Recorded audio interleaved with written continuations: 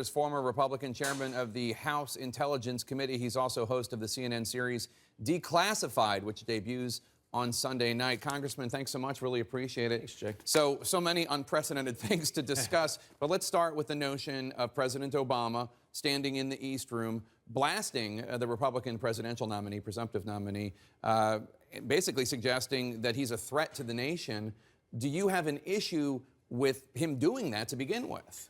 I think he walks into the same territory that Donald Trump does when he makes these broad sweeping claims about a complete ban on Muslims. And I think he's kind of necked that down to temporarily banning Muslims from countries where they are in trouble, Syria, other places. So he's narrowed that down. But having the President of the United States engage in this debate, I think is not helpful, by the way. It's not helpful to whom? To the country. This is clearly designed to divide us. This was the moment I thought could be a real moment for the president.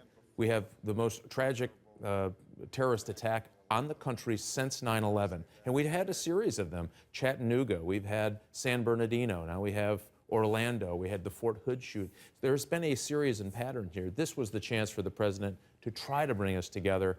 I think he is so focused on this presidential campaign, he lets himself go. I just don't think it looked presidential. I don't think it was the right tactic for the president.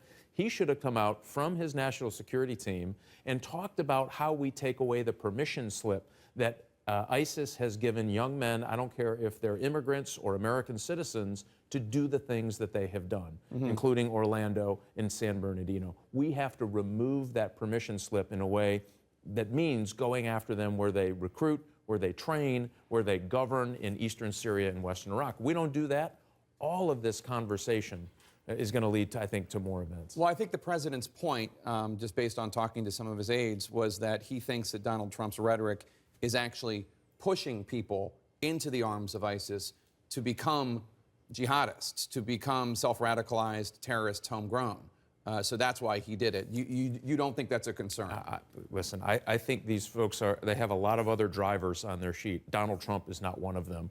The president also talked about the internet being this vital tool for radicalization and causing to do that. It is a process. That is a tool for them.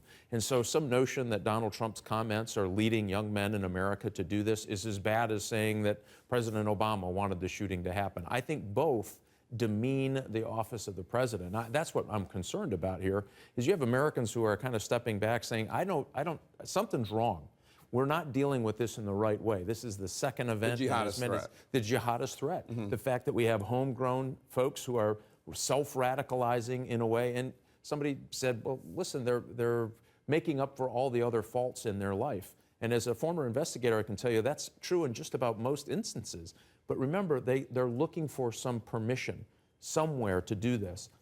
He apparently got radicalized, not only just online, he had some international travel, so the FBI is going to try to piece that together. The Orlando shooter, yeah. Yes, the Orlando shooter. And so they took all of the things going on in his life, and it wasn't Donald Trump, wasn't even President Obama.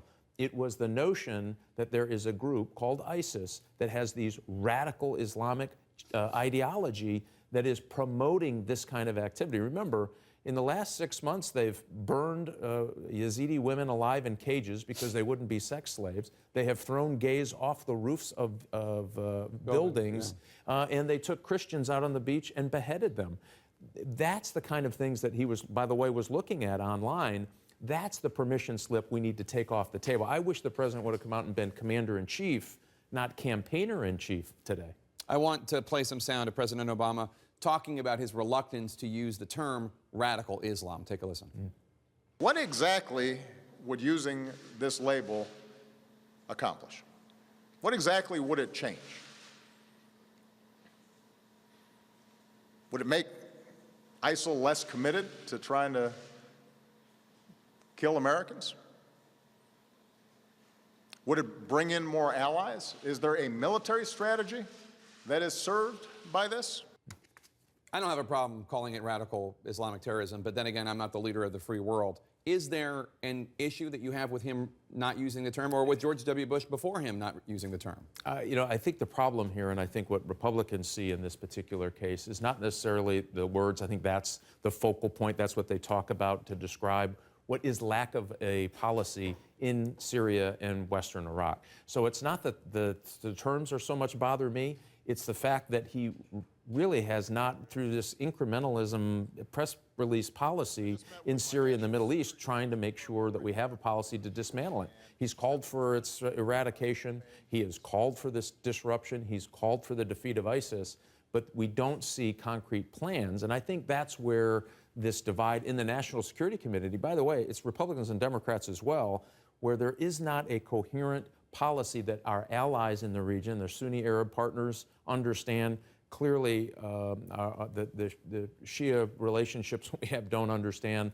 And that's where we get this confusion. I think people focus on the fact that he won't say radical Islam, but the real problem is the philosophy behind his not wanting to use the term has resulted in some bad policy decisions in the Middle East. All right, former Congressman, former Chairman of the House Intelligence Committee, Mike Rogers, thanks so much for joining us. Thanks, We Jake. appreciate it.